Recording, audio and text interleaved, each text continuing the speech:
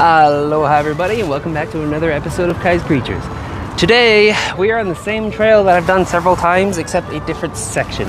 See, before when I caught that bee fly, it was that way and to the east.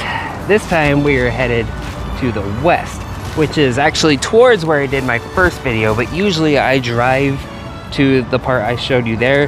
This is going to be a bit of a walk to the beginning of that area. So without further ado, let us get bugging. A couple of little weevils. Nothing wow factor exactly, but we like weevils. They're cute, little snoot bugs. There is an absolutely beautiful wasp of some kind up there.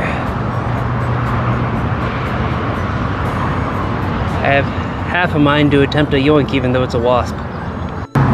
'Tis a bee, the bumble variety. I love bumblebees. Here's a nice big harvestman. Hello, Daddy. I'm actually wondering if that wasp I saw wasn't a male velvet ant. And while the males can fly, they cannot sting. So that would have been really fun to yoink.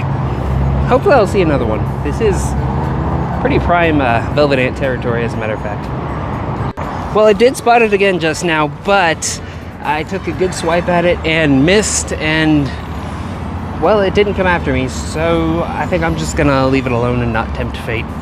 If I'm to catch a wasp, I need a good, clean yoink. Too much pursuing of them can get them agitated, and like I've said before, we don't agitate hymenopterans. To be fair though to our slim-waisted friends, most wasps are actually not that crazy aggressive, except for maybe the usual black and yellow striped ones, but just to be on the safe side, as wasps of many species can put the hurt on you, even if they're not horribly aggressive like the usual yellow jackets and paper wasps. Hey, check it out, there's a little earwig in here that thought I couldn't see him. Check out their Circe there, that's those little pincher things on their butt. They're actually not that powerful, but they are intimidating. So, earwigs, scary as they look, they're actually, they ain't much. Really cool critters, though. Still having a hard time finding anything that's not a grasshopper. I don't know about you guys, but I'm tired of the grasshopper subplot here. Yo, there is a wicked cool spider up here, though. Let's yoink it. Ooh! And then there's a super cool bug here. And I'm pretty sure it is actually a true bug, a hemipteran, so let's yoink that too. Whoa, hello. Now that is a bug. And by that I mean it is truly a hemipteran as well. That is definitely gotta be yoinked, that is gorgeous. Well, unfortunately, I lost track of the first of those bugs I saw, but I caught that second gorgeous one, so let's have a look. This spider is Cherecanthia milday, the yellow sac spider, or the long-legged yellow sac spider. So these guys are originally native to North Africa, the Caucasus Mountains, and Western Asia, but they have become naturalized in the United States. They can attain a body size of a little under half an inch, and like many spiders, they can bite humans, but their bite is not really medically significant. Upon further analysis, this appears to simply be the common green stink bug, Genevia hilaris. While the nymphs are this beautiful black and orange and dark green, the adults are more of just an even pale green, more like its underside there. They are extremely polyphagous, which is fancy Latin science talk for they'll eat just about any plant you can imagine. So, as you can probably imagine, they are definitely considered a pest species, although they are native to the US. So I will be keeping the stink bug and putting the spider back. The spider has a job to do. The stink bug's his only job is to eat everything out here. And I also want to see its metamorphic process. Oh hey, look at that. There is another one. Nice. Now that I have a closer look at this, this is Chlorocrora ligata. We've actually seen this little fella before. It is looking cloudy up there, folks, so I hope it doesn't start raining on me, although that's happened on this trail before. Usually on this specific trail for some reason. Not sure why that might be. Another Ligata, but we already got one, so we'll leave this guy alone. And it's raining. Hopefully, doesn't get too hard here. I just want a nice cool day that's not also raining. Whew, gotta admit though, this like dark, damp, and green thing is a lot more my vibe. Oh, check it out. I believe we have here an assassin bug. Let's get a closer look. I was right, this is Zelus luridus, the pale green assassin bug of North America. They can get to a little under 3/4 of an inch long, and as you can see, they're kind of pretty. But the reason they're called assassin bugs is they are hemipterans, so they are true bugs, and if you can see it there, that rostrum, that little nose-like appendage there, is actually very sharp, and they will attack other bugs and jab it into them and suck out their fluids. So it's a little gross, but assassin bugs are excellent predators. Might be worth noting, since I do seem to be finding so many hemipterans today, that hemipterans, I might have mentioned it in passing, but I'll go ahead and dedicate a second to it. Hemipterans are what are known as the true bugs. They're things like your shield bugs, your aphids, cicadas, assassin bugs, stink bugs, etc. But they are mostly defined by their piercing, sucking mouth parts, whether it be the fluids of other arthropods or sap, fruit, whatever. But big pointy nose that pokes into stuff is usually a hemipteran. Now that's not to say that every stabby, sucky bug is automatically a hemipteran. Mosquitoes, for example, are dipterans or true flies. But yeah, who decided the little flat, stabby, sucky boys were the only true bugs? I don't know. I don't know if people started calling them bugs after that or before that. Like, I don't, chicken or the egg kind of thing. I'd look it up, but I don't care that much. So hemipterans are the true bugs. Oh, good grief, it keeps thundering overhead, and I'm not carrying just one, but 2 metal sticks. Ay, ay, ay. But in the spirit of adventure, I must continue. Might hope there's shelter nearby at some point, though. Hopefully wait till it passes. I don't want to go back until I found something awesome, but the thunder's freaking me out a little. And I've been within a couple 100 feet of a lightning strike a couple times in my life, so I have good reason to be freaked out, but I don't want to quit till I found something worthy and awesome. And by worthy and awesome, I really just mean I want to find a mantis. But yeah, when you hear thunder, you should always go inside, unless you're an unhinged Pokemon trainer like myself. I'm kind of digging the thundery jungle vibe anyway. Very dramatic. Ah, confound this rain. I wanted to have a moment where I could be like, behold, the rewards of persistence, but I legit think this rain is scaring all the bugs away. Although I did see another little stink bug over here. Hello, little bug. Trying to hide from the rain? Yeah, me too.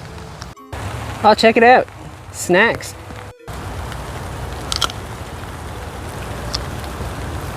Crab apples are still apples. They just don't taste quite as good. But it's kind of fun foraging in the wilderness. Yeah, I'm just gonna see if I can't find a place to shelter up for a little bit and hopefully pick this up in a minute. As you can see, I'm kind of soaked. Yo, check this out. This dragonfly is just chilling here right now, probably because of the rain. I believe this is a pale snaketail like the one I found before, but look at you, gorgeous little insect. Let's see if I can't get him onto my finger. I would love that. Come on. Yeah! What is up? Hey, buddy!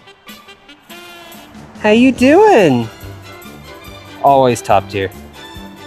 Dragonflies are absolutely epic.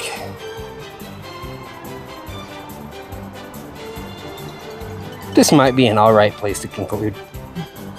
Getting soaked and worried about getting struck by lightning might have been worth it, because this guy is epic.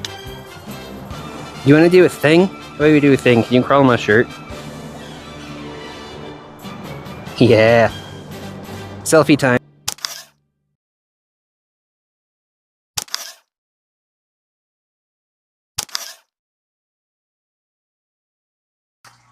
Well, the rain finally stopped and the sun finally came out, but then my camera very rudely decided to die all of a sudden, so guess I was done then. After my camera died and I was on my way home, though, I did find two peculiar little ground beetles. I didn't know what they were, and I'd never seen them before, so of course I recorded them in my little bug logbook here. And because the little black beetle category is so vast, it took me a while to finally decode which species these were. And even now I'm still not completely sure, but I have a pretty good guess. This is probably Cratacanthus dubius. It has no common name that I was able to find, as many of these generic black ground beetles don't. But yeah, it apparently is the only species in its genus, as a matter of fact. But I was not really able to find much information about these little guys. They do look curiously like a best beetle, though. Like the same exact body shape, but kind of really shiny, almost plasticky black appearance. The same lines along the elytra. They're very, very, very, very, very similar to the best beetle in overall form. Although being a ground beetle, they're much more likely to be carnivores or scavengers. But all I really know about this guy is that it's a ground beetle and it's from North America. And that's all that the internet seems to know either, because I can find no information on them. So if you happen to know about these little guys, please do let me know. The other beetle I was able to find is Anisodactylus rusticus, also known as the rustic harp ground beetle. This one was a little easier to identify, as it's a bit more distinctive with its very almondine body shape, and I don't know if you can see it that well on camera here, but if you look right at the edges of the thorax, they have these rusty red patches, kinda.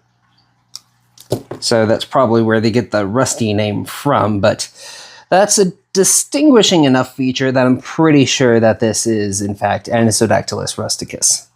But again, there's hardly any information on them other than the fact that they are North American black ground beetles.